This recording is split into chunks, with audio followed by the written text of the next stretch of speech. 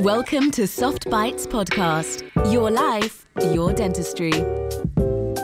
We talk about ways to have more fun and meaning in one of the coolest and most rewarding professions in medicine. Conversations on how to bring awareness, create a healthy workplace, and provide emotional insights to make dentistry a fulfilling activity while making space for one's wonder, creativity, and freedom. Here are your hosts, Manuela and Jorge André. Hello. How are you? Yeah, I'm great. Hello, Manuela, because women first. Hello, Of Jorge course. or André. I don't know how you want me to call you. Yeah, Jorge André is fine. Jorge André is fine. For Because friends, it's fine. I remember when I met you the first time, I called you Jorge. Yes, And you told me, saying, Jorge, that's the Spanish version of Jorge. Jorge Portuguese is more the softer language than Spanish. Yeah, I'm used to people calling me all sorts of types of Jorge, and also Jorge. They sometimes think I'm Greek or something.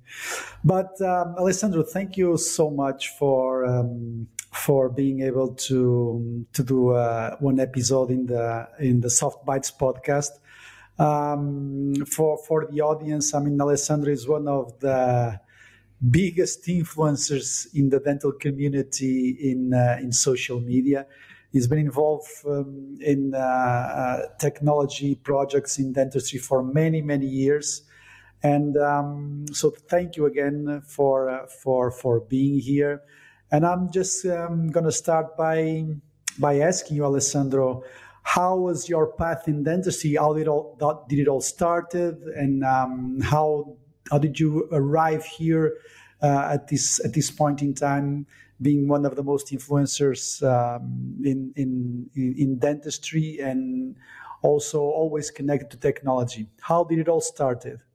Well, it started with a lecture in 1985, where Professor Merman, for all who don't know, the inventor of the CEREC system, that I was lucky to be student at the Zurich Dental School when this happened. So in 1985, he lectured to the students and telling us, imagine if you have a machine that can help you doing restorations at the chair side. So you are the man with your skills, with your manuality, and you have a computer that is reliable, helping you to treat your patients at the chair side. So no dental lab, you do everything by yourself. One visit dentistry was born, or the concept of one visit dentistry was born then, 1985. 1986, I was the second patient receiving 5 inlays. And by the way, I still have them in my mouth. 5 inlays done with the prototype of the machine by Professor Hürzeler. At that time, Markus Hürzeler was an assistant at the Department of Restorative Dentistry. And he did the 5 inlays. So it took 2 times 8 hours, so 16 hours to do these 5 restorations. It was amazing. And then the virus, let's say the computer or the digital virus, hit me. 1990, only 1990, the internet started. So this technology was before internet was born. In the 1990, I opened my dental office. I immediately started using 2 CEREC 1 systems, because my idea was I want to start immediately implementing this chairside concept in my daily work. So I left also amalgam restorations. I focused on tooth-colored restorations, be it composite or CEREC ceramic restorations where it was possible. With the development of the system, I was also able to broaden the indication, the range of indication. In the beginning, it was only inlays. Then we were able to make onlays. 1994, the Crown software came out. So we're talking about many years ago, because I'm always laughing when people are talking about digital dentistry. And I remember that my first lecture on CEREC was in 1994. I was invited by Professor Scherer. He was the head of the Crown and Bridge department, and he hated Professor Merman. So they were really yelling at each other. So he was not asking Professor Merman to speak about the CEREC system, but he asked me because he knew that I was a CEREC user.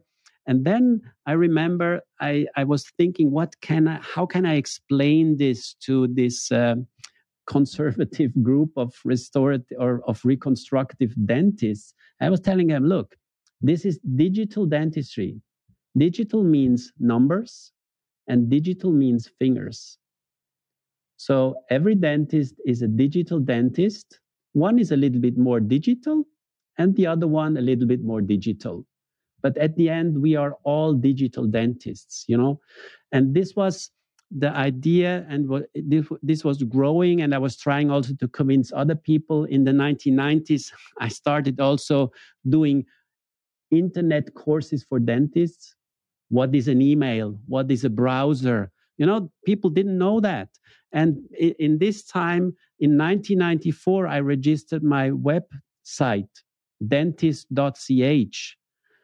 And so it continued with all the ongoing with the next generation. I was trying to do more, but still, and this is something that for me is a little bit sad, that digital dentistry is not really focusing, or only a small part of the dentists out there claiming to be digital dentists are really digital dentists.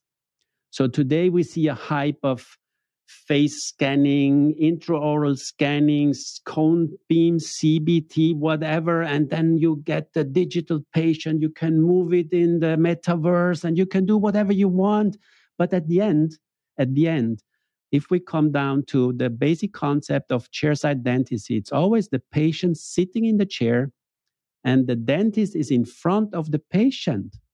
We are not treating our patients remotely. We are treating them face to face. And then when I ask, what is the benefit of having a full face scan of my patient? What is the benefit of having all this information? Yeah, it looks cool. It's nice. If you're not doing it, you're not up to date. You're not the cool guy. But who is really doing what all these dentists out there are now promoting? Almost nobody. The average dentist is a one-tooth dentist. A patient comes in 99% of the cases with a problem on one tooth. And you have to solve this problem on this one tooth. And it's never, or almost never, ending in a full mouth rehabilitation immediately.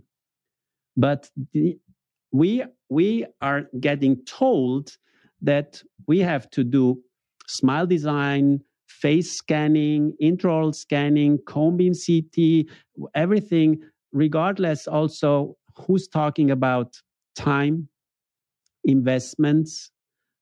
Doing cone beam CT on all patients, is this ethical? So we have a lot of problems. And when we are coming back to what we have learned, to talk to our patients, to look at our patients. I remember, for example, the most famous lab technicians. They spent, I know, Willy Geller and some other guys, they invite their patients to have a tea in their garden and then sitting there talking to the patient for 30 minutes, 1 hour, and just looking at the patient, realizing how is he or she smiling? Does she show a lot of teeth? So it's the interaction in the real world that gives much more information than any digital tool, be it video, photo, whatever, can give us. So that's why, again, look at your patients in the chair, talk to them, and make them also smile, make some jokes. And then you realize, did this patient show any teeth during these 5 minutes that I was trying to make him smile or make her smile? And these are the informations that we need.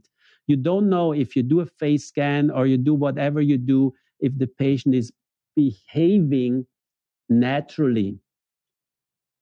It's like, I know if I'm in front of a camera My wife is always telling me, don't look so stupid. Don't try to make, I don't know, a cool pose.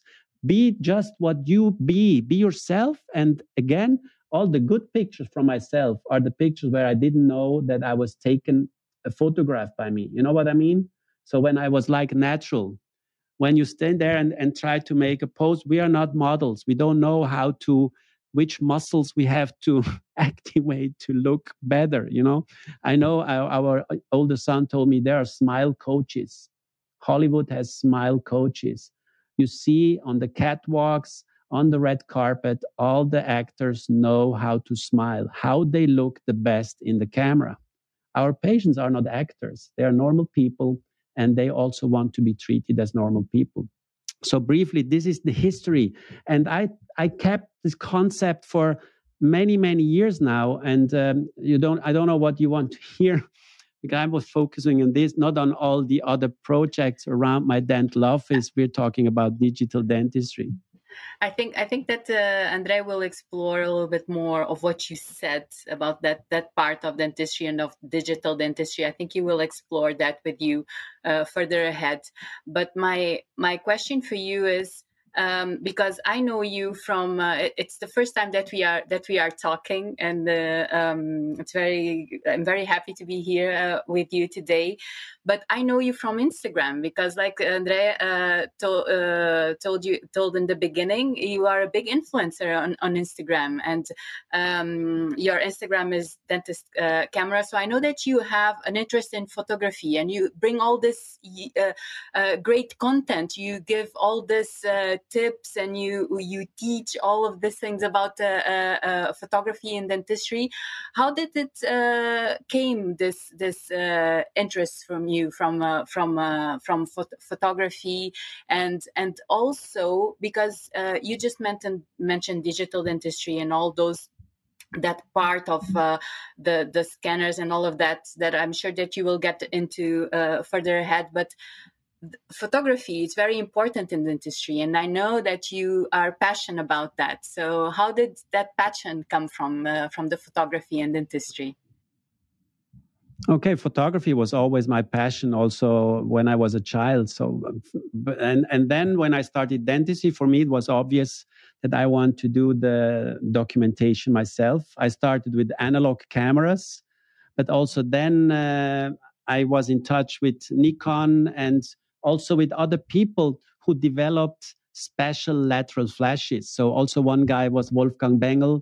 Wolfgang Bengel is for me, one of my most important, let's say, mentors in dental photography. He has written 2 interesting books. I met him several times. He died too early, 10 years ago, because of cancer. But he was he was a person who in 1985 published, for me, still the standard publication about standards in dental photography. So he described what we need, that we need, at that time it was a single reflex camera, not digital, with the 100 millimeter macro lens with a lateral flash. So he started also developing lateral flashes to enhance or to make the light better, to get better illumination of the cases, to get consistent results. So dental photography is the same as X-ray. So X-rays, we take X-rays to look through the patient, and we take pictures to look at the patient. And that's why photography needs to be standardized, at least the clinical documentation. No one would do artistic radiographs. You would not use a softbox on your X-ray machine or Photoshop or whatever. You want consistent results. You want the angle always be the same, because then it's reproducible. Then you can diagnose. Then you can compare over time. And that's the same. And with the rise of social media and marketing and so on, photography has lost a little bit, in some cases, the original meaning or the original function or position in the dental office. Again, It's easy to understand. We have X-ray from inside, and we have photographs and video to look at our patients, but again, always in a standardized way. And then it continued from the switch in 1999. I was lucky because I had some connections with Nikon to get one of the first digital SLR cameras. So the Nikon D1 came out in 1999. And I tried to get the same results I had with my analog camera, but it was really hard. Interesting part was then all professors from the university came to my office asking me, we heard that you have this digital camera. Can you show us this? I got in touch with the ITI and organized workshops, and was really lucky and happy to travel around the globe for the ITI to teach the ITI community how to take better pictures. But it's interesting, this was 20 years ago or more than 20 years ago. Still today, the average dentist struggles taking nice images. And I don't understand. I think, and I'm sure, the same way you learn or your dental assistant learns to take correct X-rays, you should learn to take correct photographs. But the problem is that you want to delegate it, then your dental assistants, maybe they don't like to take pictures, or they are not taught the right way taking pictures. And that's why in many offices, photography is still something that is like, we should take a picture. Where is the camera? We don't find the camera. We don't take a picture. You would not do that with an X-ray. If you want to diagnose a caries, if you make an endo or whatever, you know that the X-ray has to be ready to shoot because you need it. And the same should be with your camera. The camera should be ready, batteries charged, everything ready. Take the camera, take the pictures. You don't have to take pictures of all your patients, but the camera has to be ready. And there's one important rule that I teach all over again is take initial photographs. When the patient comes, take 1, 2, 3 pictures. You don't have to take a status immediately, but take 2, 3 important shots and keep them. Maybe you never will do another picture of this patient, but if you will start treating him, you have the initial situation. So this is the most important picture, is the initial picture that you can never retake. So this is basically, these are the key elements of what dental photography is all about. The rest is, from my point of view, very easy. It's technical. It's no art. It's no fancy gadgets. It's really a straightforward process that you can learn very easily and very quickly. And Alessandro, you mentioned that you have been connected to education like for many years. You were one of the pioneers of, like you were saying, one of the first lectures in CEREC, probably one of the first lectures in the world in photography. You've witnessed a big revolution in the education of dentistry that was mainly academic a few decades ago. And now it's there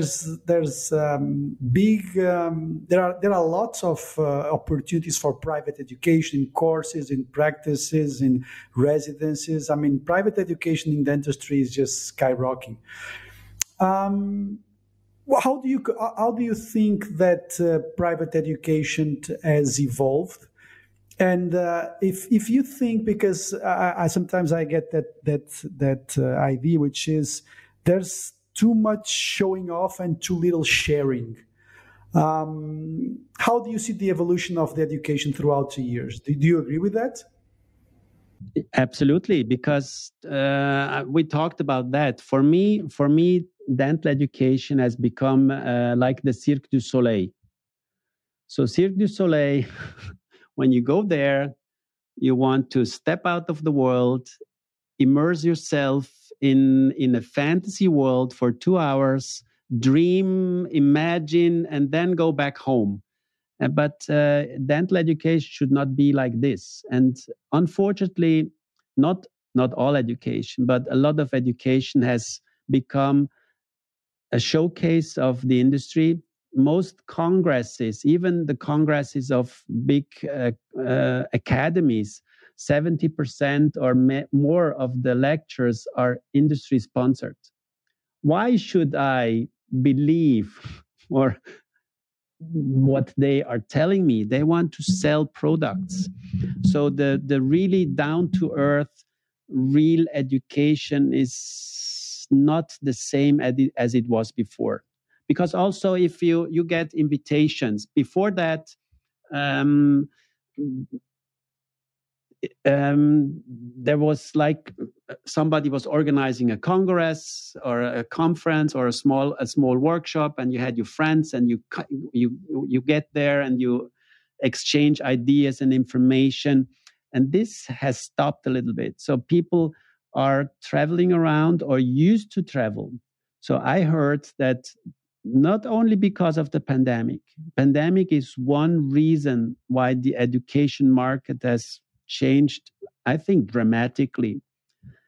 All conferences are lacking participants because especially the young generation who has to invest time and money in their education, they are thinking, should I really travel to Cannes, Barcelona, Madrid, New York, wherever, and go and attend a workshop, spend a lot of time, lose time in my dental office, and what do I really learn? So for me, and you see, if you want to organize conferences, all big conferences are struggling.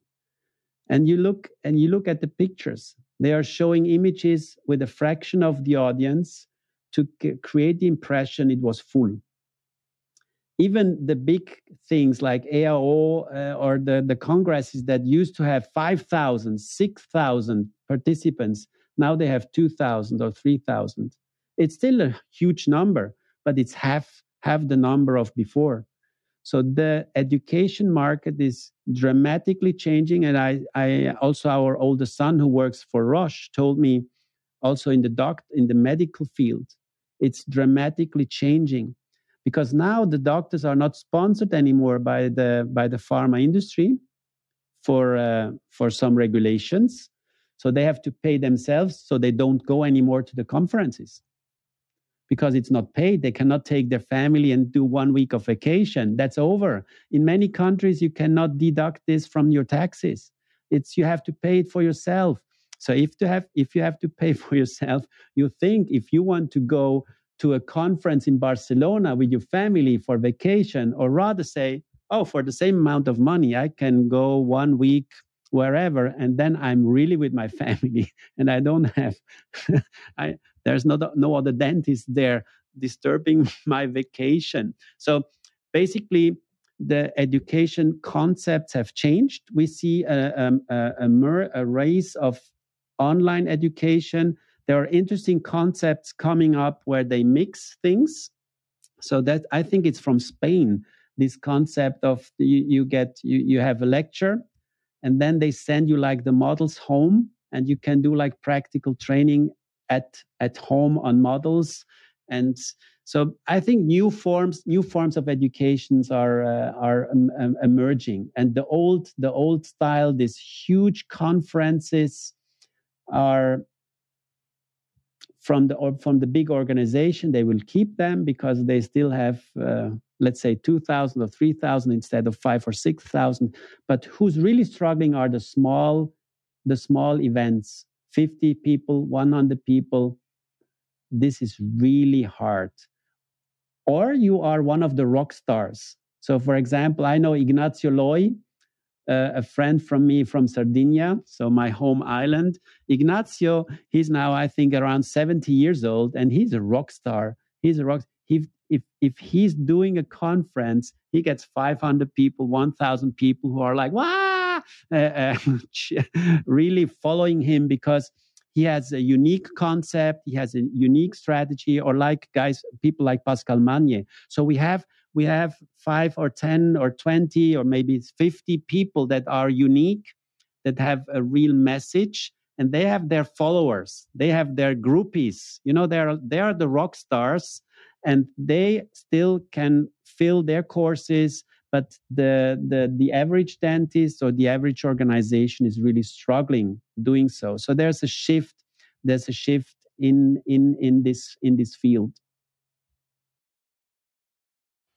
Alessandro, in our podcast, we talk a lot about mindset and mental health of dentists. And as you being a very experienced educator, what are your thoughts on this? Because we were talking before we started recording, and you were saying that the business model of dentistry is special, right? So tell us a little bit about this, because I know that you also, for example, now with your dental TV, you have which is an educational app for dentists. You were talking that you're going to have a mental coach series there, and you talk a lot about also communication and all of that. So what are your thoughts on this, about the business model of dentistry and being this special? No, I experienced, and that's why I started Dental TV, that there is so many things we don't learn at dental school. Young dentists think, oh, I'm 24, I'm 25 years, I have a master's degree, and now I'm conquering the world, I'm the greatest, I'm much better than anyone else. And then the touchdown to the earth is very hard. It's very hard when they realize, ooh, what about finance? What about leadership? What about communication? What about marketing? What about mental health? What about physical health? What about my lifestyle? There are so many things, and with the ongoing change in the world, especially also with social media, marketing, television, and so on, celebrities, we are looking up and saying, wow, I want to be George Clooney, I want to be Roger Federer, I want to be whatever. But, and that's what, it's a really important message, dentistry is a very limited profession, and it's not scalable. And this is when young dentists or even older dentists realize that very quickly you reach your limits. I like being a dentist. I love being a dentist. But comparing it with my brother who started IT in the 1980s, his business is scalable. He's doing more money each year. He's buying new cars. He's doing this. He's investing money. His business is scalable. If he gets new client, he might say, okay, I hire one or two new IT guys and we do this. And the dental office cannot be managed like that. So this is an important thing. You cannot open a second office, a third office, a fourth office, a fifth office and say one office makes 100,000, 5 offices makes 500,000. No. It's not working that way. It's not working that way, because you should clone yourself. Then it might be possible. If you can clone yourself 10 times, you can open 10 offices. But at the end, and from this point, I think a lot of frustration arises from there, that the young generation realizes, oh shit, I cannot be successful as other professions. That's why, and maybe this is a little bit provocative, that's why less men are going into dentistry. When I was a student, 80%. No. I tell you why. Yeah. Yes. I tell you why. True. The selection of a profession of a man is related to the potential income, because still today, and this has nothing to do with gender, with whatever, the man, the brain of the man is the hunter. The man wants to nourish his family, and he wants to make money to have his family. These are concepts that are programmed in our deep brain, and they cannot be canceled just by some journalists or some people saying, oh, we have to change everything. No, these are things that are in our brains since 20,000, 30,000, 50,000 years, or even longer. Why are men more aggressive than women? That's in the genes. The man is the fighter. The man is stronger. And these are facts. This has nothing to do with I'm against women or whatever. It's like in Norway, they try to make 50-50 on the oil platforms. Imagine what happened. There are not enough strong women to make this hard work. Or why should they? Why should they? If you know what I mean? So these are the basic concepts, and we have to be aware also of all these facts when we are starting our business. And that's why this provocative thing is now reality, that in many countries there are almost no men in dentistry anymore, because they are frustrated. They see these limitations. They see this small box. You have to invest a lot of money, and today even more money, to have all the gadgets that you need. So, and why should you do that? It's easier to become an influencer. It's easier to become whatever without doing a lot of investments. And you can also fail.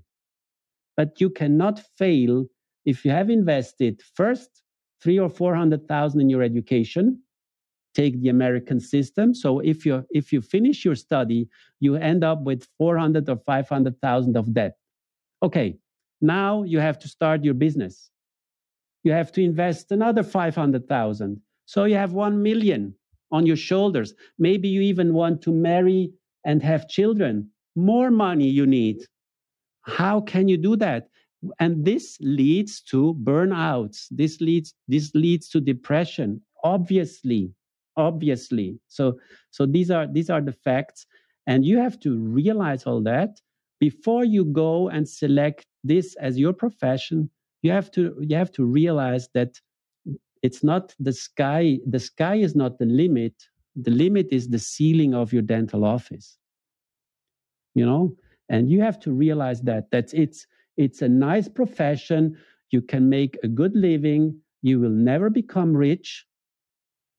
You have a good living if you're a good dentist and you have good patients, and if you know a little bit about marketing, and realize all these points. But always keep in mind that you have limits. And you have to live with these limits. And if you're happy with these limits, there's no burnout. If you're happy with that, it's like there are people doing working on in a shop for their whole life and doing every day the same thing. And you ask them, say, I'm happy with that. I don't have to think too much. I get my money and it's okay for me. You have to adapt. You have to adapt your lifestyle to what you have. If you get 100, you cannot spend 200. So these are all things that you have to know. But if you compare yourself with others, and this is also one of the big problems, that you compare yourself with others. Say, he's more successful, she has more money, he has a better car, he has this, he has that, or she has this and she has that. If you start doing this, that's the other thing. What can you do as a dentist?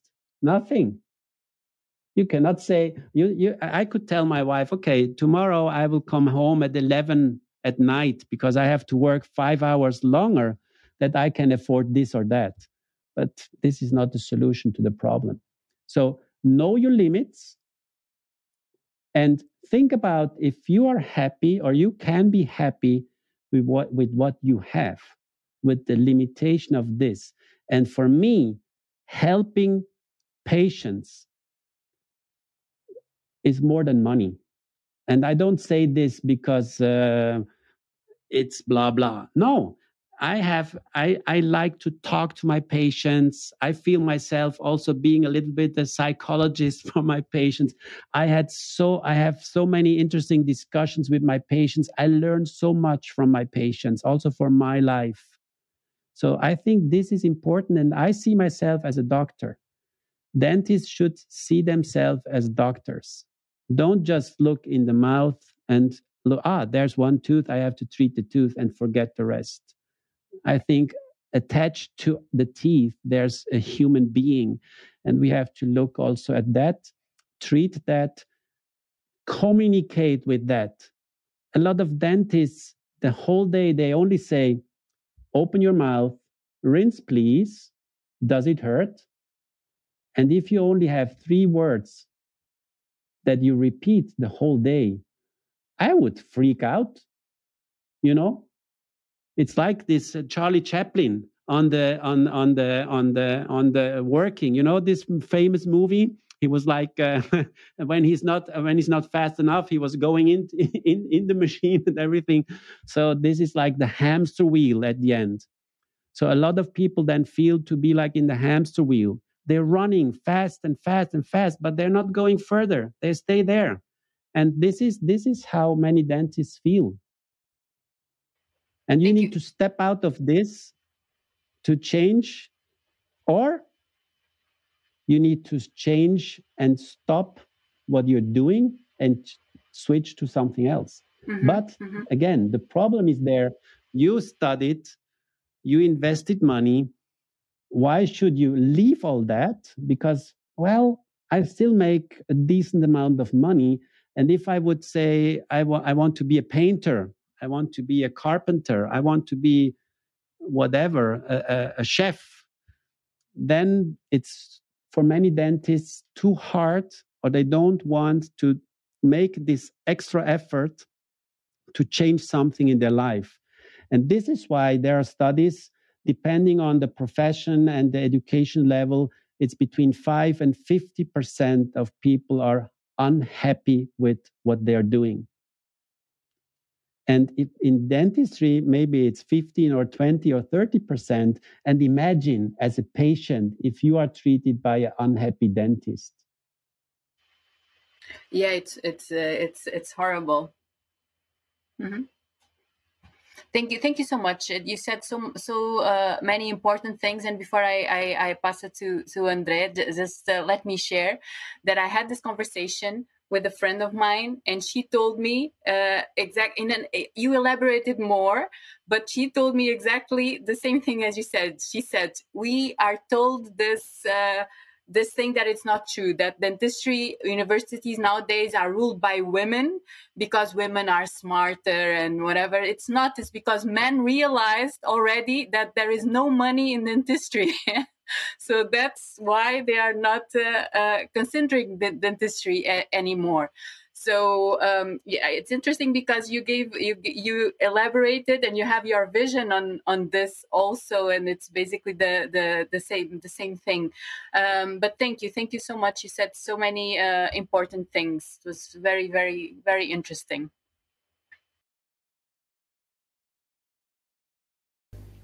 Yeah, Alessandro, it was a very interesting view. I never thought about that, but it's very interesting. I actually, here in Portugal, it's about 70 to 80% of the students in the universities are women in dentistry, and it's very interesting. And it's true. And actually, if we even think about it, there's a drop.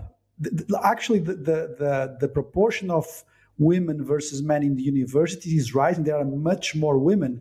And maybe it is also because in today's world, because of social media and all these opportunities, sometimes you don't need to have a degree to make money, actually. Yeah, no, right? I explain to you why this difference is. The difference is also based on the genders. At the age of 18, a woman is much more mature than a man. An 80-year-old man is still a boy. An 80-year-old woman or an 80-year-old girl is already a woman. And she knows, a woman at 18 knows what she wants, the average. knows what she wants. She knows that she has to work hard to get to university. In Germany and in many, many other countries, it's not that women are more intelligent. They work harder. They know what to do. And men at 18 are freaking around and trying to explore the world. Their hormones are freaking out. Women are much earlier in any aspect. A woman gets with 14, 15, a woman is already a woman. A man at 14 is still a boy. The man takes much longer to get mature, to get in the position to be a man, to have a family, to have everything. And in these important years, there are so many important decisions to make. And one important decision at the age of 18 is, do I go to university, yes or no? And the woman says, yes, I want to go to university. And the man says, oh, there are nice girls at the beach. Let's go to the beach. So that this is again, and this is one of the points. I'm sorry, Alessandro. Yes. But why this difference? Why is this being more pronounced, more accentuated in the last decade? Why do you think that there are more and more women in the university, especially in the last decade, than it wasn't before? What do you think that has changed? It changed that man cannot be man anymore. When I was a child, we fight it. We had fights at school or outside. We were trying to show each other like young animals, fighting, showing who's stronger. And today at school, the teacher says, "Oh, Jorge, be quiet, sit down, don't behave like a boy." And this is serious, that the young men are not allowed to really develop as men. So everything gets softened down at the end at the women level. Be reasonable, don't make jokes, don't be silly, be serious, be more serious. And girls are more serious than boys at this age. And if we are pushed down to this being serious level, most of the young men react like with, "Oh, I don't care," with not interest, or they go home and start gaming. You know what I mean? They escape in other worlds, but lose a little bit the contact to the real world. So trying to change things that have, again, developed over thousands of years in a fraction of time, in 10 years, 15, 20, 30 years, trying to change systems dramatically causes these actions or these reactions that the men are getting less powerful. We want equal. We want that boys and girls are equal in any level, but they are not. At the end, I'm completely agree that we have the same rights. We should earn the same amount of money for the same work. But again, there are two genders for many reasons.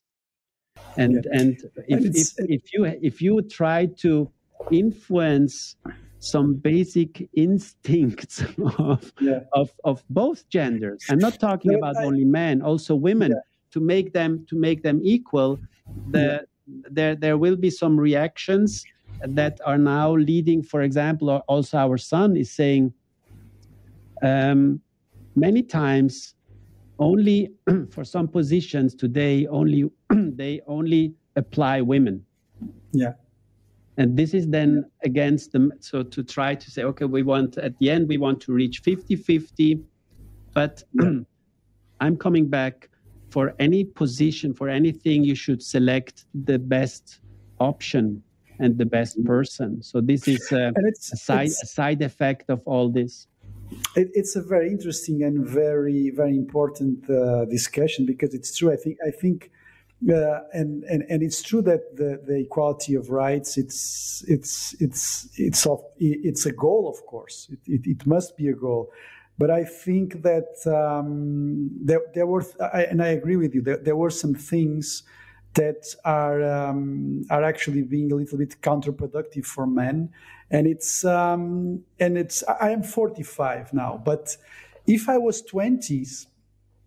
in my 20s, I look back at the situation right now, and I think that I would struggle a little bit, because it's exactly like you were saying. I think masculinity has been is under attack, not in a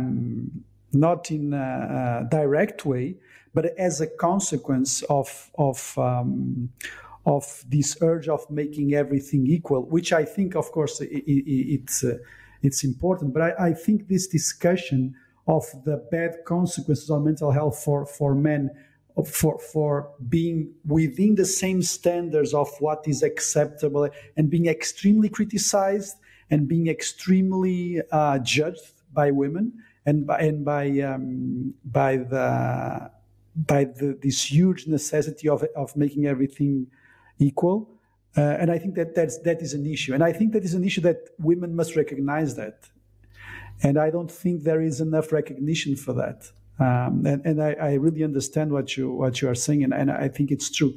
But I never thought that was also one of the reasons why men are getting away from the university. But it is true. The amount of men that are completely withdrawing from society, let's say it, and just live with very low income, or live with their parents is increasing, which is concerning. It's concerning not only for men but also for women, because at the end of the day, I don't think that. Of course, there are many models of relationships, but at the end of the day, I think that relationships between men and women, they are important. Okay, but changing a little bit of the subject here. So you've been working with scanners and chairside CAD/CAM for the last decades now, and I'm sure, like you're saying, that digital dentistry, of course, it has its application. But let me give you a few examples. And you also talked about facial scanners and very expensive gadgets. For example, facial scanners, mandibular digital cinematics, and technology like that.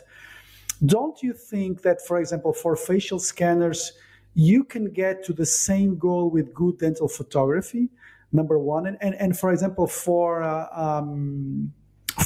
digital mandibular cinematics, if you work very well on your provisionals, if you work well in the mouth, if you understand the basics of occlusion, isn't that more important than all these gadgets?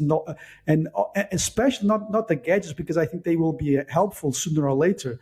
But I think that the dental industry is trying to tell the clinicians that, no, you don't need to think now. You just need to do this, and there are no clinical skills that you need. There are almost no clinical skills, and this will make your job easy for you. Do you think that these technologies will actually make the job easier for us? No, there's one comment I always tell people, or when I started my journey into digital dentistry, I told them, the better technology is, the better the operator has to be. So if you take a Formula One car, we cannot drive it. It's the best car, but without a huge amount of training, you are not able to manage it, to use it correctly. It's the same with all this technology. I think get back to the basics, learn the basics, and then think how a digital technology can improve my skills. I remember when I started placing implants, I had to go 2 weeks to Sweden to do a workshop, 2 weeks workshop. When I came back, I had to pay 40,000 for my Bronnemark implant kit. But in the 40,000, there was like 10 operations with the dentist and the dental nurse included. So this is called education. You know what I mean? They tell you before you can even buy something, you have to go 2 weeks and learn the basics. Then you invest 40,000 and we teach you, we assist you for the 10 first operations. And then you can start exploring and being better. Today, implant workshop, 1 weekend, 2 hours, you're an implant dentist. So these are the downsides of industry, and the industry today is creating problems that do not exist and sells us the solution to these problems. And honestly, if we are coming back, Smile Design is a modern interpretation of a textbook about full dentures that is more than 100 years old. The principles of Smile Design are 100 years old. So if you read these textbooks, you see what is the first step. We have the wax walls, then we do front teeth try-in. What do we define? Form, aesthetic, function, phonetics. And then you go to the back teeth. And if you learn, you could read a book that is 100-year old and understand how dentistry works. And sorry, dentistry has not evolved what basic principles concerns. A joint, a temporomandibular joint is still the same as 100 years ago. Teeth are still the same. Caries is still the same. Periodontitis. Maybe we know better how some things work. We have learned a lot about the impact of certain kind of bacteria on our health. But basically, if you don't clean your mouth, you get problems. So it's no rocket science. Sorry, boys and girls, sorry. Dentistry is no rocket science. And again, they want to sell us a lot of gadgets. I would never go back and take physical impressions, because taking digital impressions is so much easier. It's better for the patients. If something is better for the patient, then you should use it, and you should start learning to get the journey of your patient better. It's interesting. Also, again, coming back to our son who's working for Roche, they call people helping dentists patient journey consultant. And a dentist should be a consultant of his patient's journey from the first visit to the final restoration or whatever. It's a journey, and you can be the captain, you can be the engineer, you can be many functions in this journey of your patient, sitting on your chair, asking for advice, for help. And again, if there's a technology that can improve this journey for the patient, or be that you might be a little bit more efficient, do it. But then you have to learn how to use it. But a lot of gadgets are absolutely useless.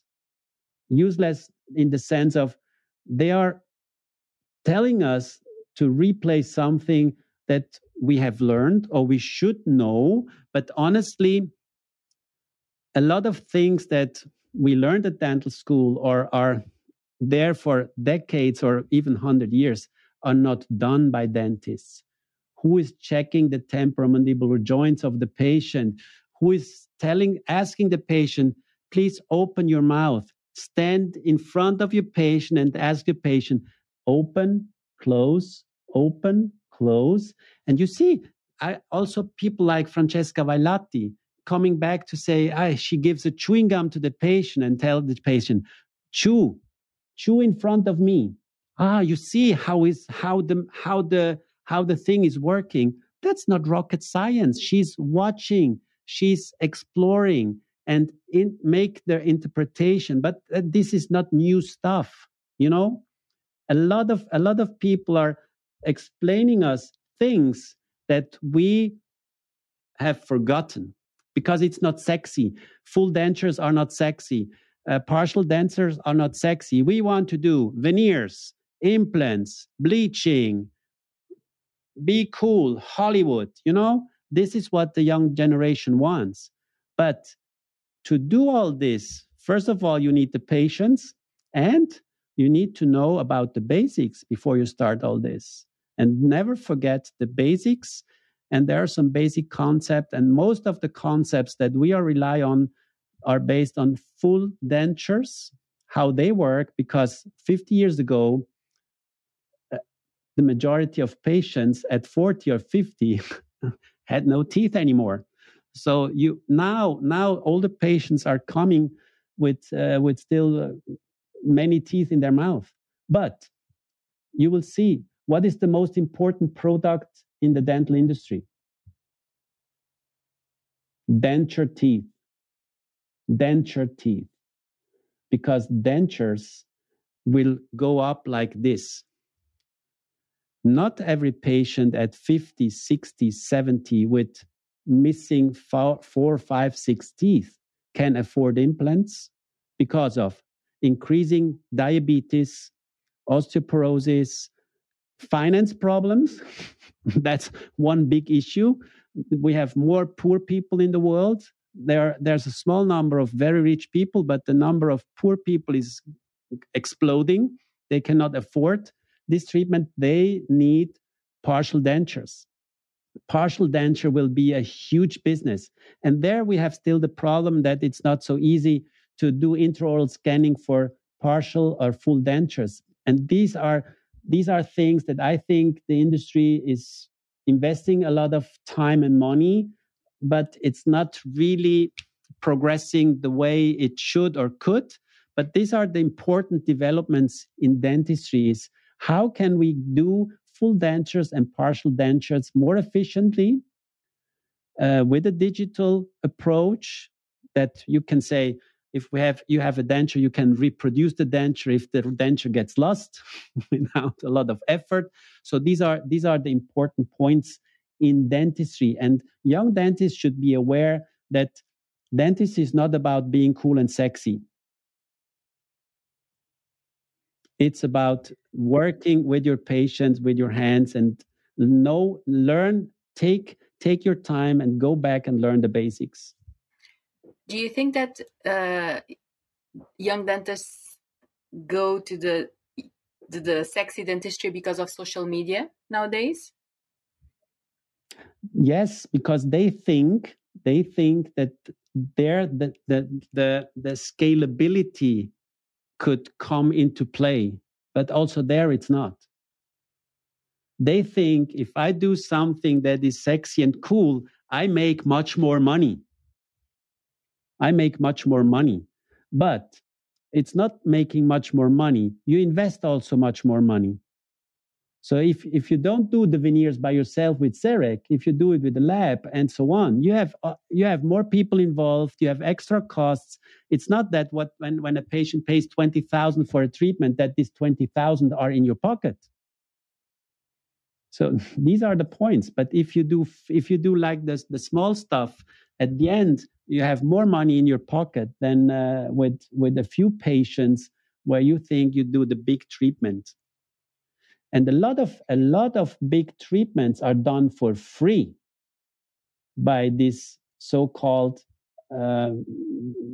key opinion leaders, because also they don't have a huge amount of full mouth rehabilitations, of nice looking. It's always interesting. Always nice looking boys and girls have these full mouth rehabilitations.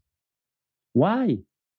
Because most of them are getting them for free or at a reduced cost, because they, I will do the treatment with you because then I can take nice pictures, nice video, and share it with the community, and then everybody gets jealous. And that's the problem. We compare ourselves with others. Never do that. I think, wow, it's cool if this guy is doing this amazing cases on supermodels and Hollywood stars. Cool. I don't need that. This is then the reality of social media, that we want to be the rock stars. And again, there are 10, 20, 50, 100 dentists that are rock stars, but they put a lot of time and money in all this. It's a business. It's a business, being a Michael Appa or all these other famous dentists. It's hard work.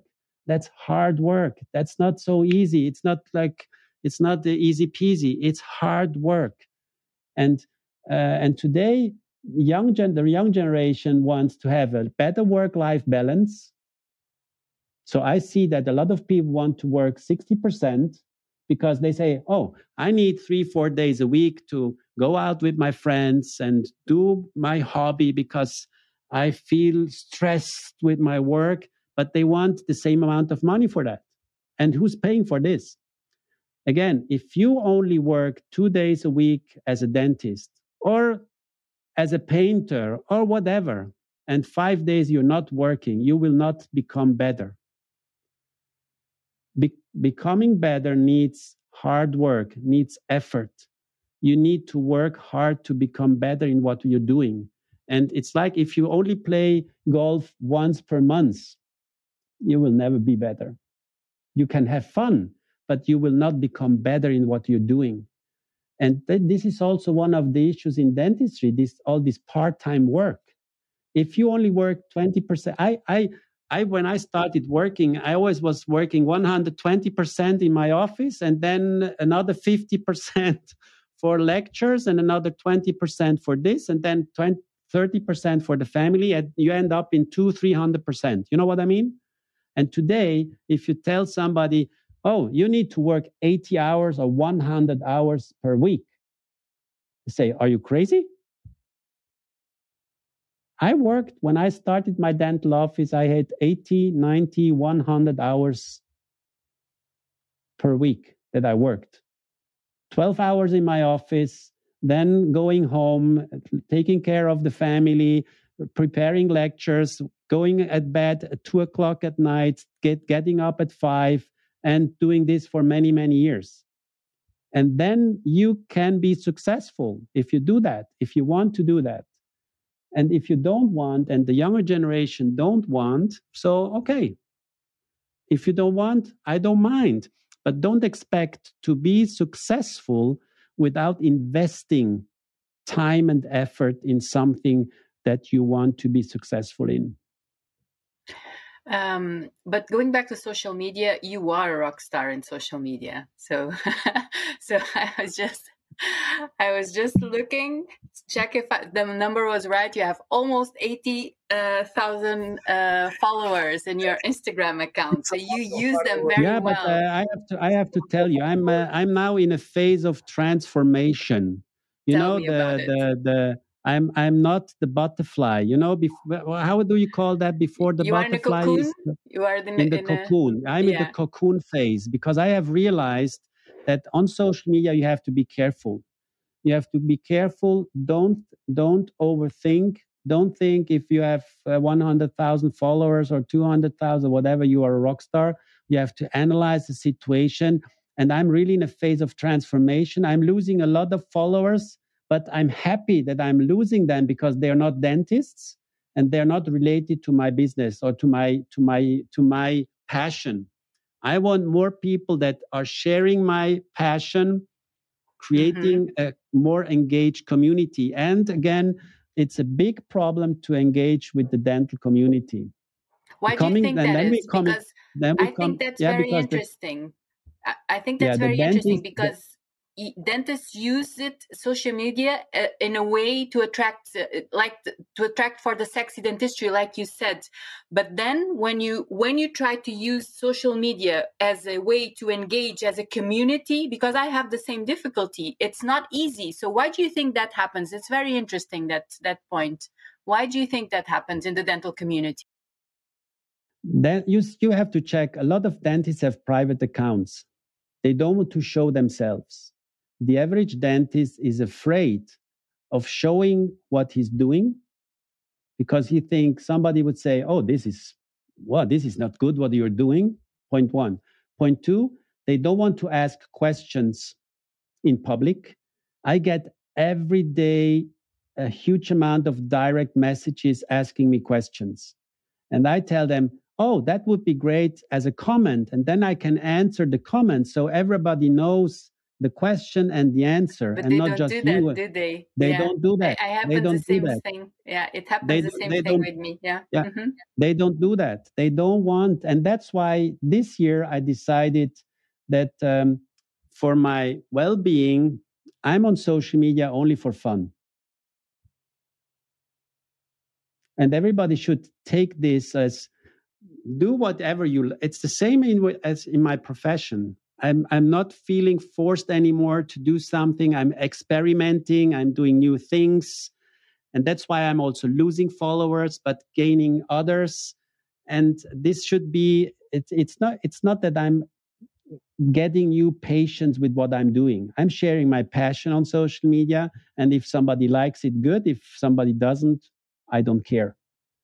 I don't care. So I see that it's a small number of dentists that like what I'm doing, and I'm absolutely happy, and I'm doing it for them. But basically, I'm doing it also for myself because I enjoy what I'm doing. And this should be the most important point. And again, also here, don't compare yourself to others. Do what you like, what you enjoy doing, and don't get pushed too much. So this was a mistake I did many years ago. I tried to push myself too hard, and then I had to stop. And then I restarted my social media and found that you get a little bit addicted. You can very quickly get addicted to, and then you check how many likes, how many views, how many comments.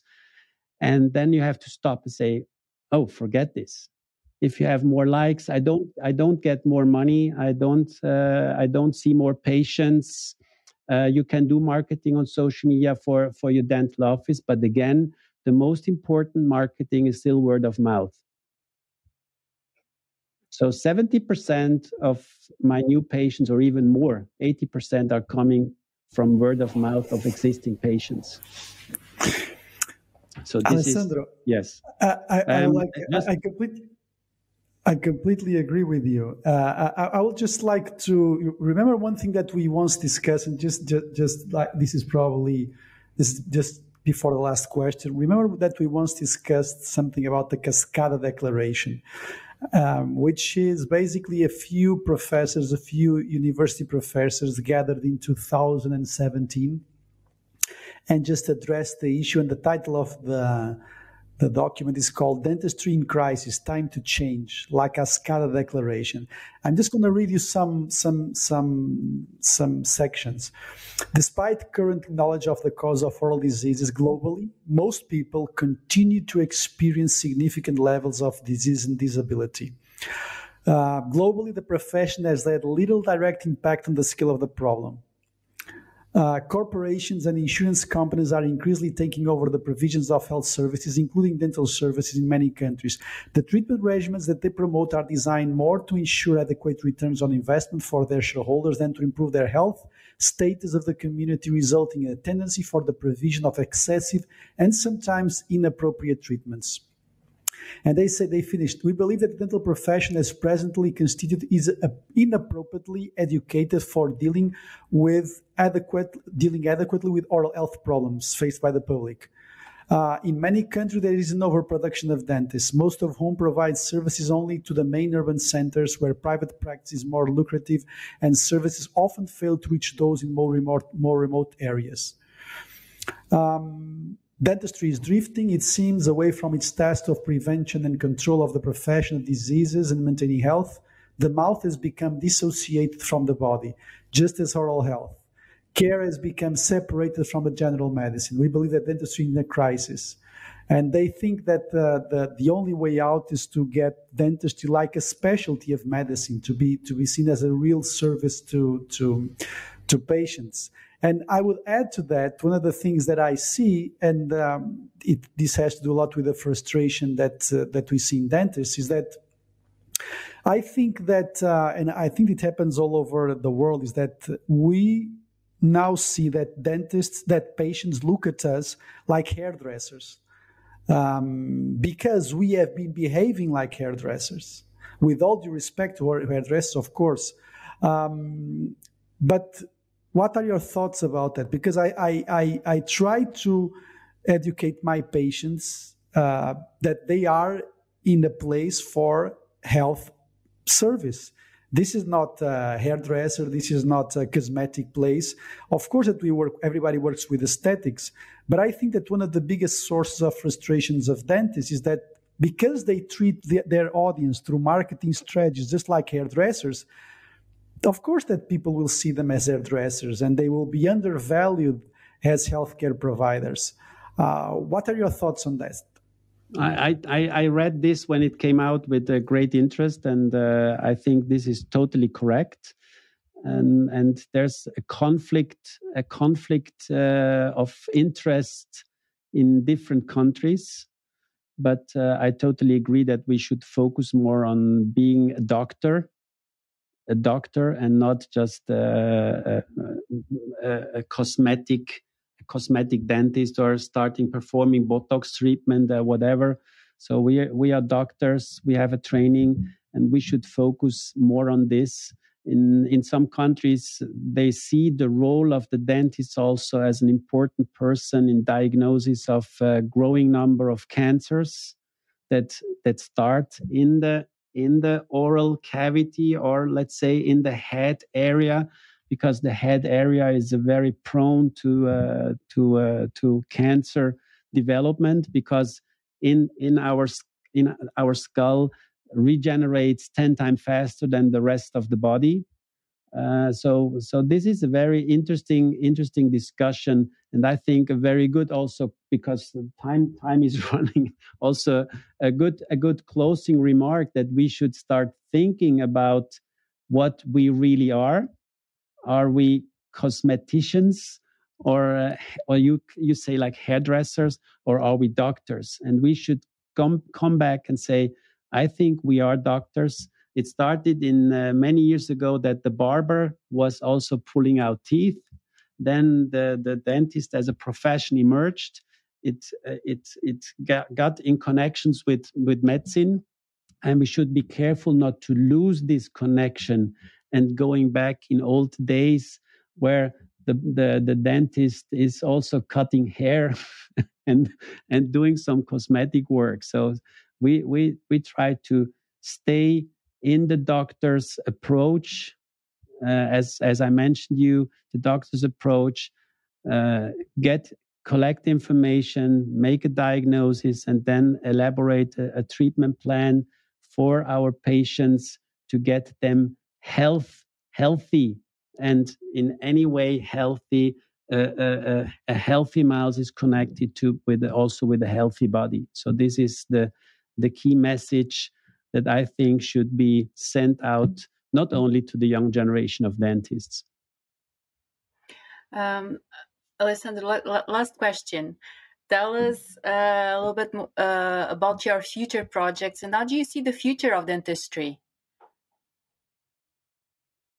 The future of dentistry is we should focus on our strengths, what we are doing. So being a doctor, finding our way also around with all the regulations that are coming up with us. So it's not easy. It's not the future. There's always a future with dentistry, but we should focus on our basic concepts of what we want to do for our patients, with our patients, and not selling them things.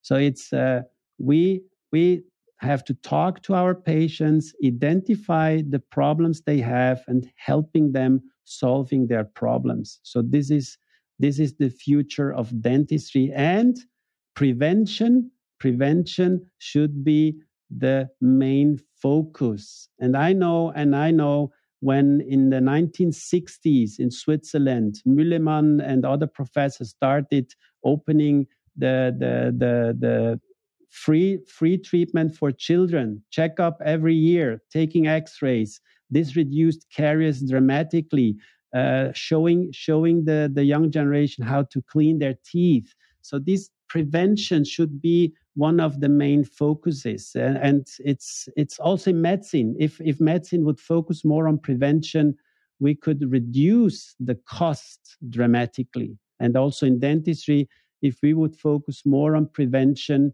and not just being interventive dentists, but preventive dentists, this for me is the future of dentistry. And you, what about you, your future projects? What's coming on dental TV? I will focus on this dental TV thing to help not only the young generation to be better prepared for their business and also private life. So these are my things to transform, to connect with the younger generation, helping them, not only myself, but I'm trying to connect also with other like-minded people to grow, create a network that can help the dental community to be better, be more successful, and be more happy. Thank you. Thank you so much, Alessandro. Thank because you. My wife already called me. So let's promote good work-life balance, and we'll let you go. Thank you so much. That was a great conversation. It was wonderful. It was a great conversation. Thank you so much. Yeah, we always learn so much from you, and I think that we have to do this another time. Yeah, absolutely. I like that idea of us doing a podcast on this thing of feminine and masculinity and all the different things that this is leading us to. So thank you so much for coming here. We will let you go to your family, and again, it was a pleasure. Thank you very much. Thank you so much. Take care and talk to you soon. Yes, thank you.